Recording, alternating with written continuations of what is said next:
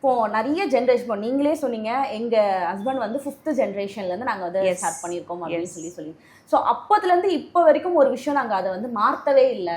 So என்னதான் technology மாறினாலுமே இந்த ஒரு விஷயத்தை வந்து நாங்கள் பெயிண்டிங்கில் சேஞ்ச் பண்ணவே இல்லைன்னா நீங்கள் எதை மேம் சொல்லுவீங்க? நீங்க சொன்ன மாதிரி டெக்னாலஜி மாறிக்கிட்டே இருக்கு மேம், இதுல மாத்தவே எதுவுமே முடியாது. நிறைய பேர் கஸ்டமைஸ் பண்ணி எல்லாம் கேட்பாங்க, எனக்கு வந்து கடவுள் சிலை இப்படி வேணும், எனக்கு இந்த மாதிரி எனக்கு பிடிச்ச மாதிரி மாத்தி கொடுங்கலாம் சொல்லுவாங்க இல்லையா?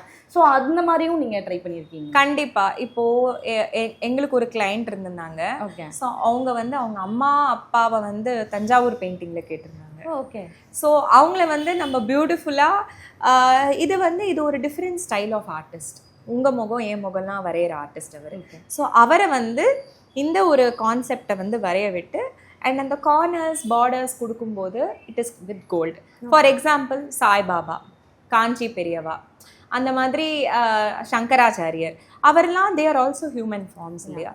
ஸோ அவங்கள வரைஞ்சு இன்னைக்குமே நிறைய பேர் கேட்குறாங்க, எனக்கு வந்து மகா பெரியவாவை வேணும், எனக்கு வந்து ஆதி சங்கராச்சாரியர் கொடுங்க.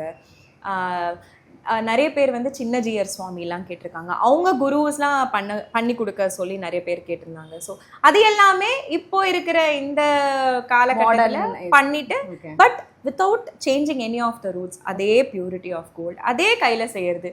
நம்ம வந்து இவங்க இருக்கிறதுனால நம்ம பிரிண்ட் அவுட் பண்ணி ஒட்டியும் நம்ம கொடுக்க மாட்டோம். ஸோ சேம் அந்த ஒரு ஆர்டிஸ்டிக்காகவே பண்ணி பெயிண்டிங்காக ப்ராப்பராக மற்ற சாமி படம்லாம் எப்படி பண்ணுறோமோ அதே மாதிரி இந்த ஒரு எக்ஸ்பர்டைஸ் இருக்கிற ஒரு ஆர்டிஸ்ட்டை வச்சு இதை பண்ணுறோம்.